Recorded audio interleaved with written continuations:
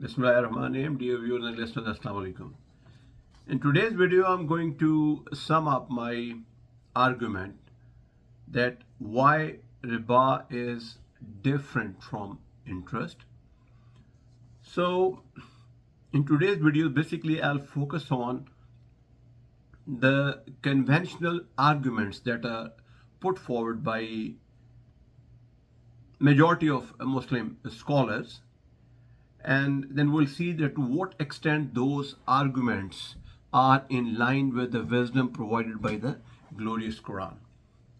So before I proceed further, any one of you who is interested, in the detailed commentary on this subject or today's specific question, you can always visit my website at www.koranwisdom.com, where all my lectures are provided in PDF format in a detailed manner with reference to relevant verses of the glorious Quran.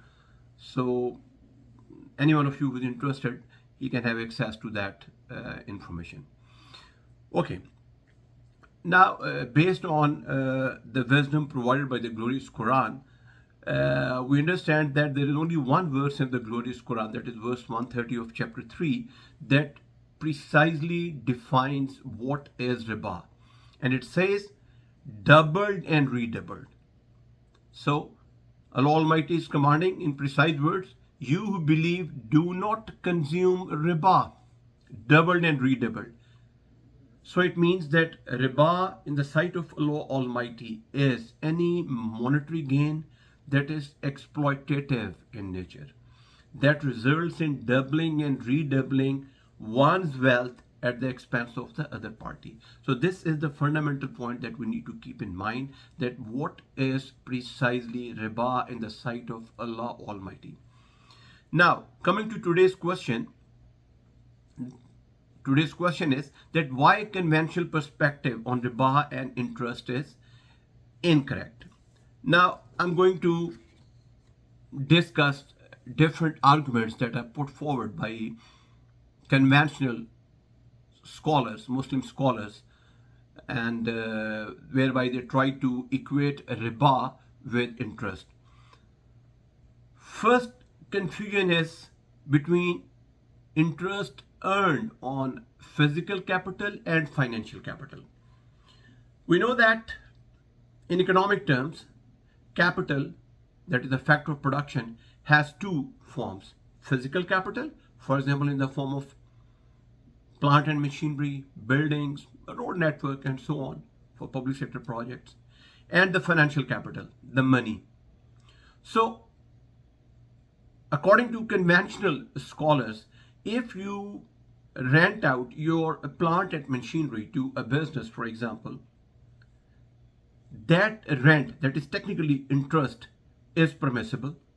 On the contrary, if you lend your money to the same business and charge interest on that, say 5%, 10%, whatever you agree with the borrower, that is riba. So this fact makes it clear that there is complete confusion in the minds of conventional scholars. They cannot understand the fact that whether it is plant and machinery or your buildings, they are also capital, one factor of production or the same factor of production, and whether it is money that is lent to a business for business activity, that is also another form of capital. The only difference is the first category is the physical capital and the second category is the financial capital. So if you allow interest that you call rent in your day-to-day life on physical capital, then how can you stop interest on financial capital? That interest is riba, while interest on physical capital is not riba. So this is one point that you need to keep in mind. Second confusion relates to fixed and variable interest rates. One interesting argument put forward by conventional scholars is that, look, riba is, since interest is fixed in nature, so it is riba. Now my question is that, is there any verse in the glorious Quran that says that riba is fixed in nature? Of course, the answer is in the negative. There's no verse in the glorious Quran that talks about the fixed nature of riba. But if we just accept this argument for the sake of discussion, then we need to understand that what are the differences between, or what is the fundamental difference between fixed and variable interest rate.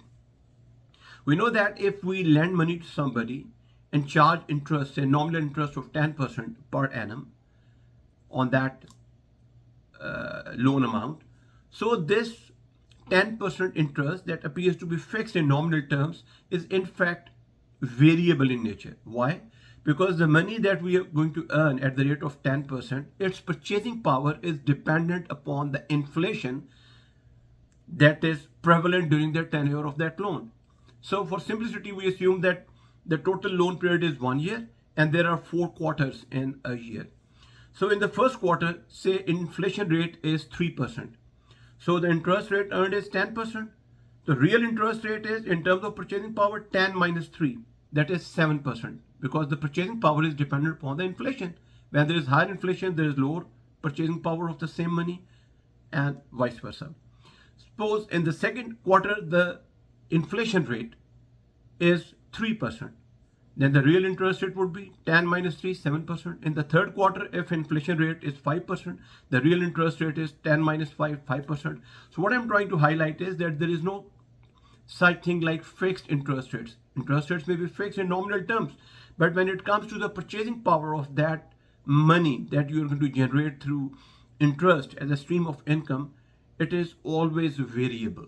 It is always variable. But anyway, as I have explained earlier, the glorious Quran does not specify anywhere that riba is fixed in nature. It is just the mindset of conventional scholars. I don't know from where they have brought this idea, but anyway, I've explained that what is fixed and variable interest rate, and basically all interest rates in real terms are variable because of inflation. Now, another interesting argument put forward by conventional scholar is that, look, interest is riba because it is a double-edged sword. Now again, there is no verse in the glorious Quran that says that riba is a double-edged sword. So when they say interest is a double-edged sword, what they're trying to imply is that when interest rates are rising, it is the debtor that suffers because he or she has to pay more interest on that. And when interest rates are falling, it is the creditor who suffers because now he will get less money on the loan amount. So if we accept this argument, although it's a very naive argument, I'm pretty sure that majority of you would agree with that. What about profits? Profits also imply losses, that is negative profits. So when you do a business, either you will have profits or you will have losses, that is negative profits. So again, would you, say that one should not do the business because profits are a double-edged sword, like interest? Of course. This is something whimsical. No sane or prudent person is going to uphold this argument. Okay, another criticism put forward by conventional scholar is that interest is a reward without effort. So it means you simply lend your money and then you rest in your home, and the other person is going to utilize that money for business activity or something, and you are also becoming a partner in that those profits or fruits of that business. My question is, what about your rented property? You constructed that property somewhere in the past, but now you put it on rent. So there is no actual effort during the tenure of the rental agreement, but still you're earning it. It is justified. Why it is justified? And as I explained earlier, that if you rent out your property to a business, that is a form of physical capital, and that rent is technically interest. Even you just rent it out to somebody else for their living, again, this is something without your effort because the property was constructed in the past. So but there is no verse in the glorious Quran that prohibits you that, okay, if you have generated some asset because of your past efforts, you are not allowed to generate income on that asset. So this argument is also flimsy. And then final argument is very interesting. They say that interest is a risk-free reward. Since it is a risk-free reward, so it is prohibited. They try to equate it with riba. Again, my challenge is there any verse in the glorious Quran that says that riba is a risk-free reward? Definitely. The answer is no, because the glorious Quran never says that risk taking is a precondition to generate your income. If this were the case, then gambling should not have been prohibited in the glorious Quran, because in gambling the risk taking is the highest. So the point that we need to keep in mind is that risk and reward go hand in hand. So when you're going to lend your money to a business, then you have to be content with the fixed return in nominal terms, although that is also variable depending upon the purchasing power. You would say, okay, give me 5% interest rate per annum, because I'm not interested, I'm not competent enough to participate in the business. On the contrary, the other person who is participating in the business, he may be sharing profit by 20%, 30%, 40%. Whatever profits are generated, they belong to the owners or the equity holder, whereas the debenture holder or the creditor has to be content with only that nominal fixed term interest, whether 5%, 6%, and the empirical evidence suggests that interest rate on debentures or loan is always much lower when compared with the profit percentage that we generate on equity investments. So I sum up today's monologue with the same argument that we can or any prudent person can understand from the glorious Quran, that riba is an exploitative monetary gain. So if you're doing a business as a merchant and you are exploiting the buyers by charging very high prices to make supernormal profits, that is riba in the sight of Allah Almighty. Similarly, if you are in the business of lending money to businesses and you are charging exorbitant interest rates on the loan amount, you are committing riba or you are earning riba. And of course, in both the situations, riba is prohibited by Allah Almighty. So I conclude my today's monologue with the prayer that Allah Almighty may bless this effort and enable us to read glorious Quran, also called Kitabul Furqan, or the criterion, to understand that what is the difference between riba and interest, because Quran is full of wisdom. It is full of wisdom or hikmat.